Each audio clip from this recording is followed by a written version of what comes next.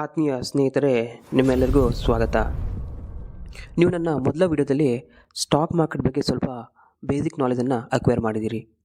ಅದರಲ್ಲಿ ನಾನು ಸ್ಟಾಕ್ಸ್ ಅಂದರೆ ಏನು, ಎಕ್ಸ್ಚೇಂಜಸ್ ಅಂದರೆ ಏನು, ಇಂಡೆಕ್ಸ್ ಅಂದರೆ ಏನು, ಯಾವ ಥರ ಸೇಲ್ ಆಗುತ್ತೆ, ಟ್ರೇಡ್ ಆಗುತ್ತೆ, ಅದ್ರ ಬಗ್ಗೆ ನಿಮ್ಗೆ ಗೊತ್ತಾಗಿದೆ. ಈಗ ಮುಖ್ಯವಾಗಿ ನಾವೊಂದು ಸ್ಟಾಕ್ಸನ್ನು ಸಿಲೆಕ್ಷನ್ ಮಾಡಬೇಕಾದ್ರೆ ನಾವು ಕೆಲವೊಂದು ಪ್ಯಾರಾಮೀಟರ್ಸನ್ನು ನೋಡ್ಕೊಳ್ಬೇಕಾಗ್ತದೆ. ಮೊದಲನೇದಾಗಿ ನಾವು ನಮ್ಮಲ್ಲಿ ಡಿಫೈನ್ ಮಾಡ್ಕೊಳ್ಬೇಕು, ಲೈಕ್ ನಾವು ಲಾಂಗ್ ಟರ್ಮ್ ಇನ್ವೆಸ್ಟರಾ ಅಥವಾ short term investor. Long term investor ಅಂದರೆ ಇವತ್ತು ಸ್ಟಾಕಲ್ಲಿ ಇನ್ವೆಸ್ಟ್ಮೆಂಟ್ ಮಾಡಿ 5, 10, 15 ಇಯರ್ಸ್ ನಂತರ ರಿಟರ್ನ್ ತೆಗೆಯೋರು ಲಾಂಗ್ ಟರ್ಮ್ ಇನ್ವೆಸ್ಟರ್ ಆಗಿರ್ತಾರೆ. ಯಾವಾಗ ನಾವು ಒಂದು ಕಂಪ್ನಿಯಲ್ಲಿ ಲಾಂಗ್ ಟರ್ಮ್ ವ್ಯೂವನ್ನು ಇಟ್ಕೊಳ್ಬೇಕಾಗುತ್ತೋ ಆವಾಗ ನಮಗೆ ತುಂಬ ಇಂಪಾರ್ಟೆಂಟಾಗಿ ಕಂಪ್ನಿ ಬಗ್ಗೆ ಡೀಟೇಲ್ ಆಗಿ ನಾಲೆಜ್ ಬೇಕಾಗ್ತದೆ. ಅಂಥ ಸಿಚುವೇಷನಲ್ಲಿ ನಾವು ಕೆಲವೊಂದು ಸ್ಟೆಪ್ಸನ್ನು ಫಾಲೋ ಮಾಡಬೇಕಾಗುತ್ತೆ. ಸೊ ಈ ವಿಡಿಯೋದಲ್ಲಿ ನಾನು ಅದನ್ನೇ ನಿಮಗೆ ತಿಳಿಸ್ಕೊಡ್ತಾ ಇದ್ದೀನಿ. ಮೊದಲನೇದಾಗಿ top down approach or sector or industrial analysis. ನೀವು ಯಾವ ಸ್ಟಾಕನ್ನು ಸಿಲೆಕ್ಷನ್ ಮಾಡ್ತಿರೋ, ಫಾರ್ ಎಕ್ಸಾಂಪಲ್ ವಿಪ್ರೋ ಇರ್ಬೋದು. ಈಗ ನೀವು ನಿಮ್ಮಲ್ಲಿ ಒಂದು ಕ್ವಶನ್ ಕೇಳಬೇಕು, ಅದೇನೆಂದರೆ ಈ ಸ್ಟಾಕು ಯಾವ ಸೆಕ್ಟ್ರಲ್ಲಿ ಇನ್ಕ್ಲೂಡ್ ಇದೆ. ಲೈಕ್ ಇದು ಇನ್ ಕೇಸ್ ವಿಪ್ರೋ ಇದು ಐ ಟಿಯಲ್ಲಿ ಇನ್ಕ್ಲೂಡ್ ಆಗಿರುತ್ತೆ ಅಲ್ವಾ, ಐ ಟಿ ಸೆಕ್ಟ್ರಲ್ಲಿ ಇನ್ಕ್ಲೂಡ್ ಆಗಿರುತ್ತೆ. ಮತ್ತು ಇದೇನು ವಿಪ್ರೋ ಸ್ಟಾಕ್ಸ್ ಇದೆ ಅದಕ್ಕೆ ಏನಾದರೂ ಕಾಂಪಿಟೇಟರ್ಸ್ ಇದ್ದಾರಾ ಅಥವಾ ಇಲ್ವಾ ನೋಡ್ಕೊಳ್ಬೇಕು. ತುಂಬ ಜಾಸ್ತಿ ಕಾಂಪಿಟೇಷನ್ ಇದ್ದರೆ ಏನಾಗುತ್ತೆ, ನಮಗೆ ಪ್ರಾಫಿಟ್ ಕಡಿಮೆ ಆಗುತ್ತೆ. ಕಾಂಪಿಟೇಷನ್ ಲೆಸ್ ಇದ್ದು ಸ್ಟಾಕ್ ಚೆನ್ನಾಗಿದ್ದರೆ ಅದು ಒಳ್ಳೆಯದಂತ ಪರಿಗಣಿಸಬಹುದು. ಇನ್ನೊಂದು, ನಾವು ಇನ್ವೆಸ್ಟ್ಮೆಂಟ್ ಮಾಡೋ ಟೈಮಲ್ಲಿ ಆ ಸೆಕ್ಟರ್ ಅಥವಾ ಸ್ಟಾಕ್ ಯಾವ ಸ್ಟೇಜಲ್ಲಿ ಇದೆ ಅಂತ ನಾವು ತಿಳ್ಕೊಳ್ಬೇಕು. Stage analysis of stock is very important. Stage ಅಂದರೆ ಏನು, ಇವಾಗ ಒಂದು ಸ್ಟಾಕ್ ಅಂತ ತಗೊಂಡ್ರೆ ಸ್ಟಾಕ್ನ ಒಂದು ಲೈಫ್ ಸೈಕಲನ್ನು ಕಂಪ್ಲೀಟ್ ಆಗಿ ನಾವು ನೋಡಿದರೆ ಅದರಲ್ಲಿ ಮುಖ್ಯವಾಗಿ 5 ಸ್ಟೇಜಸ್ ಇರುತ್ತೆ. ಅದರಲ್ಲಿ ಫಸ್ಟ್ ಸ್ಟೇಜ್ 1 ಜಸ್ಟ್ ಆ ಸ್ಟಾಕ್ ಗ್ರೋತ್ ಕೊಡ್ಲಿಕ್ಕೆ ಸ್ಟಾರ್ಟ್ ಆಗಿದೆ, ಇನಿಷಿಯಲ್ ಸ್ಟೇಜ್ ಅಂತಲೇ ಹೇಳ್ಬೋದು. ಈಗ ರೀಸೆಂಟಾಗಿ ಏನೋ AI ಬಂತು, ಆರ್ಟಿಫಿಷಿಯಲ್ ಇಂಟೆಲಿಜೆನ್ಸ್ ಅಂತ ಏನು ಬಂದಿತ್ತಲ್ಲ, ಸೊ ಅದು ರೀಸೆಂಟ್ಲಿ ಸ್ಟಾರ್ಟ್ ಆಗಿದೆ ಅಲ್ವಾ. ಸೊ ಅದರಲ್ಲಿ ಗ್ರೋತ್ ಜಸ್ಟ್ ಸ್ಟಾರ್ಟೆಡ್. ಇದರಲ್ಲಿ ನೀವು ಒಳ್ಳೆ ಸ್ಟಾಕ್ಸನ್ನು ನೋಡಿ ಇನ್ವೆಸ್ಟ್ಮೆಂಟ್ ಮಾಡಿದರೆ ಡೆಫಿನೆಟ್ಲಿ ಲೈಕ್ 5-10 ಇಯರ್ಸಲ್ಲಿ ಅದು 5x 10x ಕೂಡ ಆಗಬಹುದು ಅಲ್ವಾ. ಸೆಕೆಂಡ್ ಸ್ಟೇಜ್ ಅಂದರೆ ಗ್ರೋಯಿಂಗ್ ಸ್ಟೇಜ್. ಇದು ಗ್ರೋ ಆಗ್ತಾ ಇದೆ, ಇದರಲ್ಲಿ ಸಹಿತ ನೀವು ಇನ್ವೆಸ್ಟ್ಮೆಂಟ್ ಮಾಡ್ಬೋದು. ಮೂರನೇದಾಗಿ ಮೆಚೂರ್ಡ್ ಸ್ಟೇಜ್, ಆಲ್ರೆಡಿ ಗ್ರೋ ಆಗಿದೆ, ಓನ್ಲಿ 5-10% ರಿಟರ್ನ್ ರಿಮೈನಿಂಗ್ ಅಂತ ಹೇಳ್ಬೋದು. ಸೊ ಇದರಲ್ಲಿ ಇನ್ವೆಸ್ಟ್ಮೆಂಟ್ ಮಾಡೋದು ಸ್ವಲ್ಪ ರಿಸ್ಕಿ ಅನ್ನೋಕ್ಕಿಂತ ಹೆಚ್ಚಾಗಿ ನಿಮ್ಗೆ ಅಷ್ಟೊಂದು ರಿಟರ್ನ್ ಬರೋಲ್ಲ. ನಾಲ್ಕನೇ ಸ್ಟೇಜ್ ಅಂದರೆ ಡಿಕ್ಲೈನ್ ಸ್ಟೇಜ್, ಬೀಳುವಂಥ ಸ್ಟೇಜ್. ಈಗ ಆಲ್ರೆಡಿ ಮೆಚೂರ್ಡ್ ಆಗಿದೆ, ಗ್ರೋತ್ ಆಗಿದೆ. ಈ ಸಿಚುವೇಷನಲ್ಲಿ ಏನಾಗುತ್ತೆ ಅಂದರೆ ಸ್ಟಾಕ್ಸ್ ಪ್ರೈಸ್ ಸ್ಲೋಲಿ ಡೌನ್ ಆಗ್ತಾ ಬರ್ತದೆ. ಸೊ ಅದನ್ನು ನಾವು ನೋಡ್ಕೊಳ್ಬೇಕು, ಡಿಕ್ಲೈನ್ ಫೇಸ್ ಅಂತ. ನೆಕ್ಸ್ಟ್ ಸಮ್ ಟೈಮ್ ಏನಾಗುತ್ತೆ ಅಂದರೆ ಏನು ಸ್ಟಾಕ್ ಕೆಳಗೆ ಬಂದಿರುತ್ತೋ, ಡಿಕ್ಲೈನ್ ಆಗಿರುತ್ತೋ, ಕೆಲವೊಮ್ಮೆ ರಿವೈವಲ್ ಆಗುತ್ತೆ, ಅಂದರೆ ಬೌನ್ಸ್ ಬ್ಯಾಕ್ ಆಗುತ್ತೆ. ಹೇಗೆ ಸಾಧ್ಯ, in case any change in the ಕಂಪ್ನಿಲಿ ಯಾವುದಾದ್ರೂ ಚೇಂಜಸ್ ಬಂದಿದ್ದರೆ, ಹೊಸ ಬಿಸ್ನೆಸ್ಸನ್ನು ಅಡಾಪ್ಟ್ ಮಾಡಿದರೆ ಡೆಫಿನೆಟ್ಲಿ ಚೇಂಜ್ ಆಗುತ್ತೆ ಅಲ್ವಾ. ಸೊ ಅದಕ್ಕೆ ರಿವೈವಲ್ ಸ್ಟೇಜ್ ಅಂತ ಹೇಳ್ತೀವಿ. ಸೊ ಇವಾಗ ನೀವು ಇನ್ವೆಸ್ಟ್ಮೆಂಟ್ ಮಾಡಬೇಕಾದ್ರೆ ಫಸ್ಟ್ ಏನು ತಿಳ್ಕೊಳ್ಬೇಕು, ನಮ್ಮ ಸ್ಟಾಕ್ ಯಾವ ಸ್ಟೇಜಲ್ಲಿ ಇದೆ. ಇವಾಗ ಅದು ಡಿಕ್ಲೈನ್ ಸ್ಟೇಜಲ್ಲಿದ್ದರೆ ದಯವಿಟ್ಟು ಇನ್ವೆಸ್ಟ್ಮೆಂಟ್ ಮಾಡಬಾರ್ದು. ಯಾಕೆ, ನೀವು ಇನ್ವೆಸ್ಟ್ಮೆಂಟ್ ಮಾಡಿದ್ರು ಅದ್ರ ಪ್ರೈಸ್ ಕೆಳಗೆ ಬರ್ತಾ ಹೋಗ್ತದೆ. ಸೊ ನಿಮಗೆ ಇನ್ವೆಸ್ಟ್ಮೆಂಟ್ ಮಾಡಿದಂಥ ದುಡ್ಡಿಗೆ ರಿಟರ್ನ್ ಬರಲ್ಲ. ಬೆಟರ್ ಸ್ಟಾರ್ಟಿಂಗ್ ಸ್ಟೇಜಲ್ಲಿ ಇರುವಂಥದ್ದು ಅಥವಾ ಗ್ರೋಯಿಂಗ್ ಸ್ಟೇಜಲ್ಲಿ ಇರುವಂಥ ಸ್ಟಾಕ್ಸನ್ನು ಸಿಲೆಕ್ಷನ್ ಮಾಡಬಹುದು. ಆ ಥರ ಯಾವ ಸ್ಟಾಕ್ಸ್ ಇದೆ, ಹೇಗೆ ಸಿಲೆಕ್ಷನ್ ಮಾಡೋದು, ನಾನು ಅದನ್ನು ನಿಮಗೆ ಮುಂದಿನ ವಿಡಿಯೋದಲ್ಲಿ ತಿಳಿಸ್ಕೊಡ್ತೀನಿ. ದಯವಿಟ್ಟು ಈ ಚಾನಲನ್ನು ಸಬ್ಸ್ಕ್ರೈಬ್ ಆಗಿ. ನೆಕ್ಸ್ಟು, ನೀವೇನು ಸ್ಟಾಕ್ ಸಿಲೆಕ್ಷನ್ ಮಾಡಿರ್ತೀರೋ ಅದರ ಬಿಸ್ನೆಸ್ ಅನಾಲಿಸಿಸ್ ಮಾಡಬೇಕಾಗತ್ತೆ. ಅಂದರೆ ಈಗ ನಾವು ಏನು ಸ್ಟಾಕ್ ತಗೊಂಡಿರ್ತೀವೋ ಅದು ನಮಗೆ ಪ್ರಾಫಿಟ್ ಯಾವ ಥರ ಕ್ರಿಯೇಟ್ ಮಾಡಿಕೊಡ್ತದೆ, ಅದರ ಸೋರ್ಸ್ ಆಫ್ ಇನ್ಕಮ್ ಹೇಗಿದೆ, ಯಾವ ಥರ ವರ್ಕ್ ಮಾಡ್ತದೆ ಅಂತ ತಿಳ್ಕೊಳ್ಬೇಕು. ಮತ್ತು ಅದರ ಸ್ಟ್ರೆಂತು, ವೀಕ್ನೆಸ್ಸು, ಅಪಾರ್ಚುನಿಟೀಸು, ಮತ್ತು ಯಾವುದಾದ್ರೂ ಆ ಕಂಪ್ನಿಲಿ ಅಪಾಯ ಉಂಟು ಅಂತ ತಿಳ್ಕೊಳ್ಬೇಕಾಗ್ತದೆ. ಅದ್ರ ಜೊತೆಯಲ್ಲಿ ಮ್ಯಾನೇಜ್ಮೆಂಟ್ ಅನಾಲಿಸಿಸ್ ಕೂಡ ಇಂಪಾರ್ಟೆಂಟ್ ಆಗಿರುತ್ತೆ. ಅಂದರೆ CEO ಅವ್ರ ಬಗ್ಗೆ ತಿಳ್ಕೊಳ್ಬೇಕು, ಅವ್ರ ಎಕ್ಸ್ಪೀರಿಯನ್ಸ್ ಏನಂತ ನಾವು ತಿಳ್ಕೊಳ್ಬೇಕು, ಮತ್ತು ಅವ್ರೇನಾದರೂ ಫ್ರಾಡ್ ಆಗಿದ್ದರೆ ಅದ್ರ ಬಗ್ಗೆ ನಾವು ತಿಳ್ಕೊಳ್ಬೇಕಾಗತ್ತೆ. ಸೊ ಓವರಾಲ್ ಆಗಿ ನಮಗೊಂದು ಕಂಪ್ನಿ ಮೇಲೆ ಓವರ್ವ್ಯೂ ತಿಳ್ಕೊಂಡಿರ್ತೀವಿ. ಅದರ ನಂತರ ನಾವು ಮುಖ್ಯವಾಗಿ ಹೋಗುವುದು next stage, fundamental analysis of stocks. ನಾವು ಕಂಪ್ನಿಯ ಒಂದು ಓವರ್ವ್ಯೂ ಅಂತ ತಿಳ್ಕೊಂಡ ನಂತರ ಇನ್ ಡೀಟೇಲ್ ಆಗಿ ಅದರ ಫಂಡಮೆಂಟಲ್ ಅನಾಲಿಸಿಸ್ ಮಾಡಬೇಕಾಗುತ್ತೆ. ಅದಕ್ಕೋಸ್ಕರ ನಮಗೆ ಡೇಟಾ ಬೇಕಾಗುತ್ತೆ. ಅದು ಈಸಿಲಿ BSc NSc ವೆಬ್ಸೈಟಲ್ಲಿ ಇರುತ್ತೆ. ಅದು ಹೆಚ್ಚು ಕಡಿಮೆ ಒಂದು 200-300 ಪೇಜಸ್ ಇರುತ್ತೆ. ಅಷ್ಟೆಲ್ಲ ಇನ್ ಡೀಟೇಲ್ ಆಗಿ ನಮಗೆ ಹೋಗ್ಲಿಕ್ಕೆ ಆಗೋದಿಲ್ಲ. ಆದ್ದರಿಂದ ಕೆಲವೊಂದು ಇಂಪಾರ್ಟೆಂಟ್ ಫ್ಯಾಕ್ಟರ್ಸ್ ಇರುತ್ತೆ, ಅದನ್ನು ನಾವು ಮುಖ್ಯವಾಗಿ ತಿಳಿದುಕೊಳ್ಳೇಬೇಕಾಗುತ್ತೆ. ಓಕೆ, ಅದರಲ್ಲಿ ಮೊದಲನೇದಾಗಿ ಮಾರ್ಕೆಟ್ ಕ್ಯಾಪಿಟಲ್ಸ್ ಅಂತ. ಹಾಗಂದರೆ ಏನು, ಕಂಪ್ನಿಯ ಸೈಜನ್ನು ರೆಪ್ರೆಸೆಂಟ್ ಮಾಡ್ತದೆ. ಸೊ ಲೈಕ್ ಕಂಪ್ನಿಗೆ ಎಷ್ಟು ದೊಡ್ಡದು ಎಷ್ಟು ಚಿಕ್ಕದು ಅದ್ರ ಮೇಲೆ ಡಿಪೆಂಡ್ ಆಗಿರುತ್ತೆ.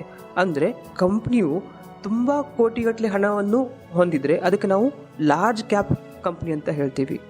ಸೊ ತುಂಬ ದೊಡ್ಡ ಕಂಪ್ನಿ ಆಗಿಬಿಟ್ರೇನು ಅದರಲ್ಲಿ ರಿಸ್ಕ್ ಕಡಿಮೆ, ನಾವು ಇನ್ವೆಸ್ಟ್ಮೆಂಟ್ ಮಾಡಿದ್ದ ವ್ಯಾಲ್ಯೂಗೆ ರಿಸ್ಕ್ ಕಡಿಮೆ ಇರುತ್ತೆ, ಜೊತೆಲಿ ರಿಟರ್ನ್ ಕೂಡ ಕಡಿಮೆನೇ ಇರುತ್ತೆ. ಬಟ್ ಸ್ಮಾಲ್ ಕ್ಯಾಪ್ ಕಂಪ್ನಿಯಲ್ಲಿ ಏನಾಗುತ್ತೆ ಅಂದರೆ ರಿಸ್ಕ್ ಜಾಸ್ತಿ, ಜೊತೆಯಲ್ಲಿ ರಿಟರ್ನ್ ಕೂಡ ಜಾಸ್ತಿ. ಸೊ ನಾವು ಅದನ್ನು ತಿಳ್ಕೊಳ್ಬೇಕು. ನೆಕ್ಸ್ಟ್ ರಿಟರ್ನ್ ಆನ್ ಇಕ್ವಿಟಿ ಅಂತ ROE ಅಂತ ಕರೀತಾರೆ. ಸೊ ಇದನ್ನು ನಾನು ಎಕ್ಸ್ಪ್ಲೇನ್ ಮಾಡಬೇಕಾದ್ರೆ ನಾನು ಇನ್ನೊಂದು ಕಾನ್ಸೆಪ್ಟನ್ನ ಎಕ್ಸ್ಪ್ಲೇನ್ ಮಾಡಬೇಕಾಗುತ್ತೆ. ಇವಾಗ ಕಂಪ್ನಿಗೆ ಹಣ ಬೇಕಾದರೆ ಯಾವ ರೀತಿ ಅರೇಂಜ್ಮೆಂಟ್ ಮಾಡ್ತದೆ? ಎರಡು ರೀತಿಯಲ್ಲಿದೆ. ಒಂದನೇದಾಗಿ ಸಾಲವನ್ನು ಪಡ್ಕೊಂಡು, ಇನ್ನೊಂದು ಆ ಕಂಪ್ನಿ ಅದರ ಶೇರನ್ನು ಸೆಲ್ ಮಾಡ್ತದೆ. ಸೊ ನಮ್ಮಂಥ ಇನ್ವೆಸ್ಟರ್ಸ್ಗಳು ಆ ಕಂಪ್ನಿಯ ಶೇರನ್ನು ಬೈ ಮಾಡ್ತೀವಿ ಅಲ್ವಾ. ಸೊ ಅದಕ್ಕೇನಂತೀವಿ ಇಕ್ವಿಟಿ ಅಂತ ಕರಿತೀವಿ. ಇವಾಗ ಏನು ಮನಿ ಇಕ್ವಿಟಿ ಥ್ರೂ ರೈಸ್ ಆಗುತ್ತೆ ಅದ್ರ ಮೇಲೆ ಎಷ್ಟು ರಿಟರ್ನ್ ಜನ್ರೇಟ್ ಆಗ್ತಿದೆ ಅದನ್ನು ನಾವು ರಿಟರ್ನ್ ಆನ್ ಇಕ್ವಿಟಿ ಅಂತ ಕರಿತೀವಿ. ಜಾಸ್ತಿ ROE ಇದ್ದರೆ ಒಳ್ಳೆಯದು. ಜನರಲಿ 15%ಗಿಂತ ಜಾಸ್ತಿ ಇದ್ದರೆ ಒಳ್ಳೆಯದಂತ ಕನ್ಸಿಡರ್ ಮಾಡ್ತಾರೆ. ಒಂದು ನೆನ್ಬಿಟ್ಕೊಳ್ಬೇಕು, ಯಾವುದಾದ್ರೂ ಕಂಪ್ನಿಯ ROEಯನ್ನು ಚೆಕ್ ಮಾಡಬೇಕಾದ್ರೆ ಅದರ ಸೆಕ್ಟರ್ ವೈಸ್ ಯಾರೆಲ್ಲ ಇದ್ದಾರೆ ಅವ್ರ ಜೊತೆ ಕಂಪೇರ್ ಮಾಡಬೇಕು. ಫಾರ್ ಎಕ್ಸಾಂಪಲ್ ವಿಪ್ರೋ ಇದ್ದರೆ ವಿಪ್ರೋ ಯಾರ ಜೊತೆ ಕಂಪೇರ್ ಮಾಡಬೇಕು? ನೀವು ಇನ್ಫೋಸಿಸ್ ಜೊತೆ ಕಂಪೇರ್ ಮಾಡಬೇಕು. ಅದೇ ಥರ ಬೇರೆ ಬೇರೆ ಕಂಪ್ನಿ ಜೊತೆ ಕಂಪೇರ್ ಮಾಡಿ ಟ್ಯಾಲಿ ಮಾಡಿ ನೋಡಬೇಕಾಗುತ್ತೆ. Next return on capital employed ROCE. Same ಇವಾಗ ನಾನು ಆಲ್ರೆಡಿ ಎಕ್ಸ್ಪ್ಲೇನ್ ಮಾಡಿದ್ದೀನಿ. ಕಂಪ್ನಿ ಎರಡು ರೀತಿಯಾಗಿ ಹಣವನ್ನು ಅರೇಂಜ್ ಮಾಡುತ್ತೆ. ಮೊದಲನೇದಾಗಿ ಸಾಲವನ್ನು ಪಡೆಯೋದ್ರ ಮೂಲಕ. ಇವಾಗ ಕಂಪ್ನಿ ಏನು ದುಡ್ಡನ್ನು ಸಾಲದ ಮುಖಾಂತರ ಪಡೀತದೆ ಅದಕ್ಕೆ ಎಷ್ಟು ರಿಟರ್ನ್ ಕೊಡುತ್ತೆ ಅದನ್ನು ನಾವು ರಿಟರ್ನ್ ಆನ್ ಕ್ಯಾಪಿಟಲ್ ಎಂಪ್ಲಾಯ್ಡ್ ಅಂತ ಕರಿತೀವಿ. ತುಂಬ ಜಾಸ್ತಿ ಇದೆ, ತುಂಬಾ ಒಳ್ಳೆಯದು. ನೆಕ್ಸ್ಟ್ ಒನ್ನು ಡೆಪ್ಟ್ ಟು ಇಕ್ವಿಟಿ ರೇಷಿಯೋ. ಹಾಗಂದ್ರೆ ಏನು? ಡೆಪ್ಟ್ ಅಂದರೆ ಸಾಲ ಅಲ್ವಾ. ಸಾಲ ಅದನ್ನು ಇಕ್ವಿಟಿಯಿಂದ ಭಾಗಿಸಿದಾಗ ಏನು ವ್ಯಾಲ್ಯೂ ಬರುತ್ತೆ ಅದಕ್ಕೆ ಡೆಪ್ಟ್ ಟು ಇಕ್ವಿಟಿ ರೇಷಿಯೋ ಅಂತ ಕರಿತೀವಿ. ಇವಾಗ ಸಾಲ ಜಾಸ್ತಿ ಆದರೆ ಏನಾಗುತ್ತೆ ನಿಮಗೆಲ್ಲ ಗೊತ್ತಿದೆ. ಸಾಲ ಜಾಸ್ತಿ ಆದರೆ ಏನಾಗುತ್ತೆ? ಮೋರ್ ಲೋನನ್ನು ಪಡ್ಕೊಳ್ಬೇಕಾಗ್ತದೆ. ಮೋರ್ ಲೋನ್ ಅಂದರೆ ಏನು? ಮೋರ್ ಇಂಟ್ರೆಸ್ಟ್ ಅವ್ರು ಪೇ ಮಾಡಬೇಕಾಗುತ್ತೆ. ಆಬ್ವಿಯಸ್ಲಿ ಪ್ರಾಫಿಟ್ ಕಡಿಮೆ ಆಗ್ತದೆ ಅಲ್ವಾ. ಅದೇ ರೀತಿ ಮೋರ್ ಸಾಲ ಪಡೆದ್ರೆ ಏನಾಗುತ್ತೆ? ಅದು ತುಂಬ ಇಂಟ್ರೆಸ್ಟ್ ಆಗಿ ಇವನ್ ಬ್ಯಾಂಕ್ ಟಪ್ ಕೂಡ ಆಗುತ್ತೆ. ಆದ್ದರಿಂದ ಡೆಪ್ಟ್ to equity ratio less than 1 ಇದ್ದರೆ ಒಳ್ಳೆದಿರುತ್ತೆ. ಫಾರ್ ಸೇಫರ್ ಸೈಡು ಬಿಲೋ 0.5 ಇದ್ದರೆ ಇನ್ನೂ ಚೆನ್ನಾಗಿರುತ್ತೆ. Next point current ratio. Current ratio ಅಂದರೆ ಏನು? ಫಾರ್ ಎಕ್ಸಾಂಪಲ್ ಒಂದು ಕಂಪ್ನಿ ಇದೆ, ಅದರ ಅಸೆಟ್ ಟೋಟಲ್ 150 ಕೋಟಿ ಇದೆ ಅಂತ ಇಟ್ಕೊಳ್ಳಿ. ಅದರ ಲೋನು ಅದರ್ ಎಕ್ಸ್ಪೆನ್ಸಸ್ ಎಲ್ಲ ತಿಳ್ಕೊಂಡು ಅರೌಂಡು 100 crores ಅಂತ ಇಟ್ಕೊಳ್ಳಿ. ಸೊ ಡಿಫ್ರೆನ್ಸ್ ಎಷ್ಟು? 50 crores ಅಲ್ವಾ. ಸೊ ಯಾವುದೆಲ್ಲ ಏನು ಲೋನ್ಸ್ ಎಲ್ಲ ಇದೆ, ಲಯಬಿಲಿಟೀಸ್ ಎಲ್ಲ ಇದೆ, ಅದನ್ನು ಅಸೆಟಿಂದ ಮೈನಸ್ ಮಾಡಿದಾಗ ಎಷ್ಟು ಅಮೌಂಟ್ ಉಳಿತದೋ ಅದಕ್ಕೆ ನಾವು ಕರೆಂಟ್ ರೇಷಿಯೋ ಅಂತ ಹೇಳ್ತೀವಿ. ಜಾಸ್ತಿ ಇದ್ದರೆ ಒಳ್ಳೆಯದು. Next profit and loss statement, P&L statement ಅಂತ ಕರಿತೀವಿ. ಇದರಲ್ಲಿ ಸೇಲ್ಸ್ ಅಥವಾ ರೆವಿನ್ಯೂವನ್ನು ನಾವು ನೋಡಬೇಕಾಗುತ್ತೆ. ಮೋರ್ ಸೇಲ್ಸ್ ಇದ್ದರೆ ತುಂಬ ಚೆನ್ನಾಗಿರುತ್ತೆ. ಇವಾಗ 2 ಕಂಪ್ನಿ ಇರುತ್ತೆ. ಫಾರ್ ಎಕ್ಸಾಂಪಲ್ ಫಸ್ಟ್ ಇಯರಲ್ಲಿ 100 crores, ಸೆಕೆಂಡ್ ಇಯರಲ್ಲಿ 110 crores, ಥರ್ಡ್ ಇಯರಲ್ಲಿ 100 crores ಜನ್ರೇಟ್ ಮಾಡ್ತದೆ, ಸೇಲ್ಸನ್ನು ಮಾಡ್ತದೆ. ಇನ್ನೊಂದು ಕಂಪ್ನಿ ಇದೆ, ಅದು ಫಸ್ಟ್ ಇಯರಲ್ಲಿ 10 crores, ಸೆಕೆಂಡ್ ಇಯರಲ್ಲಿ 15 crores, ಮೂರನೇ ಇಯರಲ್ಲಿ 25 crores ಸೇಲ್ಸನ್ನು ಜನ್ರೇಟ್ ಮಾಡುತ್ತೆ. ಸೊ ಇವೆರಡರಲ್ಲಿ ಯಾವುದು ಒಳ್ಳೆಯದು? ಯಾವುದು ಕನ್ಸಿಸ್ಟೆಂಟ್ಲಿ ಸೇಲ್ಸನ್ನು ಇನ್ಕ್ರೀಸ್ ಮಾಡ್ತಿದ್ದೀವೋ ಆ ಕಂಪ್ನಿ ಒಳ್ಳೆಯದಂತ ನಾವು ಹೇಳ್ಬೋದು. Profit also important. ಇವಾಗ ಸೇಲ್ಸ್ ಇನ್ಕ್ರೀಸ್ ಆದಾಗ ಪ್ರಾಫಿಟ್ ಕೂಡ ಇನ್ಕ್ರೀಸ್ ಆಗಬೇಕು, ಹಾಗಂತೇನು ರೂಲ್ಸ್ ಇಲ್ಲ. ಯಾಕಂದರೆ ಕಂಪ್ನಿ ತುಂಬ ಲೋನ್ ಮಾಡ್ಕೊಂಡಿದ್ರೆ, ಎಕ್ಸ್ಪೆನ್ಸಸ್ ಜಾಸ್ತಿ ಇದ್ದರೆ ಪ್ರಾಫಿಟ್ ಕಡಿಮೆ ಬರುತ್ತೆ ಅಲ್ವಾ. ಸೊ ಪ್ರಾಫಿಟ್ ಕೂಡ ಇಯರ್ಲಿ ಇನ್ಕ್ರೀಸ್ ಆಗ್ತಾ ಇರಬೇಕು. ನೆಕ್ಸ್ಟ್ ಒನ್ನು ಕ್ಯಾಶ್ ಫ್ಲೋ ಅಂದರೆ ಏನು? ಇವಾಗೇನು ಕಂಪ್ನಿಯು 100 crore rupees ಪ್ರಾಫಿಟ್ ಮಾಡಿದರೆ ಆ ಕಂಪ್ನಿ ಅಕೌಂಟಿಗೆ 100 crore rupees ಬರುತ್ತಾ ಇಲ್ವ ಅಂತ ನಾವು ಚೆಕ್ ಮಾಡಬೇಕು. ಇವಾಗ ನೀವೊಂದು ಸಿಂಪಲ್ ಎಕ್ಸಾಂಪಲ್ ಕೊಡ್ತೀನಿ. ಇವಾಗ ನಮಗೆ ಮಂತ್ಲಿ ಇನ್ಕಮ್ 30,000 ಅಂತ ಇಟ್ಕೊಂಡ್ರೆ ಅದರಲ್ಲಿ ಏನಾಗುತ್ತೆ ಅಂದರೆ EMI ಕಟ್ಟಲಿಕ್ಕೆ ಒಂದು 10,000, ದೆನ್ ರೆಂಟ್ 5,000, ದೆನ್ ಮನೆ ಖರ್ಚಿಗೆ ಒಂದು 5,000, ಆ ಥರ ಖರ್ಚಾಗ್ಬಿಟ್ಟು ಒಂದು 20,000 ಖರ್ಚಾಗ್ಬಿಡುತ್ತೆ. ಸೊ ಸ್ಯಾಲ್ರಿ ನಿಮಗೆ ಬರೋ 30,000 ಆದರೂ ಸಹಿತ ನಿಮ್ಮಲ್ಲಿ ಇರುವಂಥ ಕ್ಯಾಶ್ ಎಷ್ಟು? ಓನ್ಲಿ 10,000 rupees ಅಲ್ವಾ. ಅದನ್ನು ನಾವು ಕ್ಯಾಶ್ ಫ್ಲೋ ಅಂತ ಕರಿತೀವಿ. ಜಾಸ್ತಿ ಕ್ಯಾಶ್ ಫ್ಲೋ ಇದ್ದರೆ ಒಳ್ಳೆಯದಂತ ಕನ್ಸಿಡರ್ ಮಾಡ್ಬೋದು. Next one promoter holdings. ಇವಾಗ ಏನು ಕಂಪ್ನಿಯನ್ನು ಸ್ಟಾರ್ಟಿಂಗಲ್ಲಿ ನಾವು ನೋಡ್ತೀವಿ, ಆ ಕಂಪ್ನಿಯನ್ನು ಸೆಟಪ್ ಮಾಡ್ತಾರೆ, ಅವರು ಪ್ರಮೋಟರ್ಸ್ ಆಗಿರ್ತಾರೆ, ಮಾಲೀಕರು ಅಂತ ಹೇಳ್ಬೋದು. ಆ ಕಂಪ್ನಿಯನ್ನು ನಡೆಸಲಿಕ್ಕೆ ಸ್ಟಾರ್ಟ್ ಮಾಡಿ ತುಂಬಾ ಕಷ್ಟಪಟ್ಟಿರ್ತಾರಲ್ವ. ಸೊ ಅವರ ಪರ್ಸೆಂಟೇಜ್ ಜಾಸ್ತಿ ಇದ್ದರೆ ಒಳ್ಳೆಯದು. ಯೂಶಲಿ 50%ಗಿಂತ ಜಾಸ್ತಿ ಇದ್ದರೆ ಅತ್ಯುತ್ತಮ ಕಂಪ್ನಿ ಅಂತ ಹೇಳ್ಬೋದು. ಪ್ರಮೋಟರ್ಸ್ ಹೋಲ್ಡಿಂಗ್ ಕಡಿಮೆ ಆಗ್ತಾ ಇದೆ, ಅವ್ರ ಪರ್ಸೆಂಟೇಜ್ ಕಡಿಮೆ ಆಗ್ತಿದೆ ಅಂದರೆ ಏನರ್ಥ, ಅವರಿಗೆ ಆ ಕಂಪ್ನಿ ಮೇಲೆ ನಂಬಿಕೆ ಇಲ್ಲ ಅಂತ ಅರ್ಥ ಅಲ್ವಾ. ಅವ್ರಿಗೇನೇ ನಂಬಿಕೆ ಇಲ್ಲ ಅಂದರೆ ನಮ್ಮಂಥ ಇನ್ವೆಸ್ಟರ್ ಆ ಕಂಪ್ನಿಲಿ ದುಡ್ಡು ಹಾಕೋದು ವೇಸ್ಟ್. ಆದ್ದರಿಂದ ನಾವು ಪ್ರಮೋಟರ್ಸ್ ಹೋಲ್ಡಿಂಗ್ಸ್ ಕೂಡ ನೋಡಬೇಕಾಗ್ತದೆ. Next one FII and DII investors. ಇವರು ಫಾರಿನ್ ಇನ್ವೆಸ್ಟರ್ ಅಥವಾ DII ಅಂದರೆ ನಮ್ಮ ಮ್ಯೂಚುವಲ್ ಫಂಡ್ ಇನ್ವೆಸ್ಟರ್ಸ್. ಅವರು ಈ ಕಂಪ್ನಿ ಮೇಲೆ ಇಂಟ್ರೆಸ್ಟ್ ಇದ್ದಾರಾ ಇಲ್ಲ ಅಂತ ತಿಳ್ಕೊಂಡ್ರೆ ಒಳ್ಳೆಯದು. ಅವ್ರಿಗೆ ಇಂಟ್ರೆಸ್ಟ್ ಇದೆ ನೋಡಿ. ಮಾರ್ಕೆಟಲ್ಲಿ ಏನಾಗುತ್ತೆ, ಶೇರ್ ಪ್ರೈಸ್ ಏನಿರುತ್ತೆ ಅದು ಮೂಮೆಂಟೇ ಆಗಬೇಕಾದ್ರೆ ದೊಡ್ಡ ದೊಡ್ಡ ಪ್ಲೇಯರ್ಸ್ ಬರಬೇಕಾಗುತ್ತೆ. ನಮ್ಮಂಥ ಚಿಕ್ಕ ಚಿಕ್ಕ ಇನ್ವೆಸ್ಟರಿಂದ ಮಾರ್ಕೆಟನ್ನು ಮೂವ್ ಮಾಡಲಿಕ್ಕೆ ಆಗಲ್ಲ. ಅವರಲ್ಲಿ ಥೌಸಂಡ್ಸ್ ಆಫ್ ಕ್ರೋರ್ಸ್ ಇರುತ್ತೆ. ಸೊ ಅವ್ರು ಮಾರ್ಕೆಟನ್ನು ಮೂವ್ ಮಾಡ್ತಾರೆ. ಸೊ ಅವ್ರು ಎಂಟ್ರಿ ಆಗ್ತಿದ್ದಾರೆ ಅಂತ ಗೊತ್ತಾದರೆ ನಾವು ಎಂಟ್ರಿ ಆದರೆ ಅವ್ರ ಡೈರೆಕ್ಷನಲ್ಲೇ ಹೋಗ್ಬೋದು. ಆದ್ದರಿಂದ ಇದು ಕೂಡ ಇಂಪಾರ್ಟೆಂಟ್ ಆಗಿರುತ್ತೆ. ನೆಕ್ಸ್ಟ್ ಏನಂದರೆ, ನಾವು ಇಷ್ಟೆಲ್ಲ ಅನಾಲಿಸಿಸ್ ಮಾಡಿಕೊಂಡು ಏನಾಗುತ್ತೆ, ನೆಕ್ಸ್ಟ್ ನಮ್ಮ ತಲೆಯಲ್ಲಿ ಬರುತ್ತಾ, ಈಗ ನಂಗೆ ನಾಲೆಜ್ ಉಂಟು, ಇವಾಗ ನಾವು ಒಂದು ಕಂಪ್ನಿಯನ್ನು ಲಿಸ್ಟ್ ಮಾಡಿದ್ದೀನಿ, ಸೊ ಇದರಲ್ಲಿ ನಾನು ದುಡ್ಡು ಹಾಕಿದರೆ ದುಡ್ಡು ಬರುತ್ತೆ ಅಂತ ತಿಳ್ಕೊಳ್ತೀವಿ. ಬಟ್ ಕೆಲವೊಮ್ಮೆ ಏನಾಗುತ್ತೆ, ನಮ್ಮ ಪ್ರಾಡಕ್ಟನ್ನು ಉಲ್ಟಾಗಿಬಿಡುತ್ತೆ. ಅದೇನಾಗುತ್ತೆ, ಕೆಳಗೆ ಬಂದುಬಿಡುತ್ತೆ. ಯಾಕೆ ಕೆಳಗೆ ಬರುತ್ತೆ, ಅದಕ್ಕೆ ರೀಸನ್ ಇದೆ. ಅದನ್ನು ತಿಳ್ಕೊಳ್ಬೇಕಾದ್ರೆ ನೆಕ್ಸ್ಟ್ ಸ್ಟೆಪ್, ಲಾಸ್ಟ್ ಸ್ಟೆಪ್ ಅದೇ valuation of company, value analysis ಅಂತ ಕರಿತೀವಿ. ಸೊ ಹಾಗಂದರೆ ಏನು? ವ್ಯಾಲ್ಯೂ ಅನಾಲಿಸಿಸ್ ಅಂದರೆ ಯಾವ ಕಂಪ್ನಿಯ ಸ್ಟಾಕ್ಸ್ ನಾವು ಬೈ ಮಾಡ್ತೀವೋ ಬಾಯಿಂಗ್ ಪ್ರೈಸ್ ಅದು ಕರೆಕ್ಟ್ ಉಂಟಾ ಅಥವಾ ಕಡಿಮೆ ಉಂಟಾ ಜಾಸ್ತಿ ಉಂಟಾ ಅಂತ ನಾವು ತಿಳ್ಕೊಳ್ಳಿಕ್ಕೆ ಹೆಲ್ಪ್ ಆಗುತ್ತೆ. ಅದಕ್ಕೆ ಫಸ್ಟ್ ಒನ್ನು PE ರೇಷಿಯೋ ಅಂತ ಬರುತ್ತೆ. ಅದಕ್ಕೆ ಏನಂತೀವಿ, ಪ್ರೈಸ್ ಟು ಅರ್ನಿಂಗ್ ರೇಷಿಯೋ ಅಂತ ಕರಿತೀವಿ. ಇದು ಯಾಕೆ ಬೇಕು, ಅದು ಓವರ್ ಆರ್ ಅಂಡರ್ ವ್ಯಾಲ್ಯೂಡ್ ಅಂತ ಗೊತ್ತಾಗುತ್ತೆ. ಸ್ಟಾಕ್ ಪ್ರೈಸು ಓವರ್ ವ್ಯಾಲ್ಯೂ ಆಗಿದೆಯೋ ಅಥವಾ ಅಂಡರ್ ವ್ಯಾಲ್ಯೂ ಅಂತ ಗೊತ್ತಾಗುತ್ತೆ. ಬಟ್ ಅದನ್ನು ಹೇಗೆ ಕ್ಯಾಲ್ಕುಲೇಟ್ ಮಾಡೋದು? ಇವಾಗ ಒಂದು ಸ್ಟಾಕ್ ಒಂದು ಕರೆಂಟ್ ಮಾರ್ಕೆಟ್ ಪ್ರೈಸ್ ಅಂತ ಇರುತ್ತೆ. ಫಾರ್ ಎಕ್ಸಾಂಪಲ್ ರಿಲಯನ್ಸು 2000 ಅಂತ ಇರ್ತದೆ ಇಟ್ಕೊಳ್ಳಿ. ಅದನ್ನು ಅರ್ನಿಂಗ್ ಪರ್ ಶೇರ್ ಅಂತ ಇರುತ್ತೆ, ಅದರಿಂದ ಡಿವೈಡ್ ಮಾಡಬೇಕು.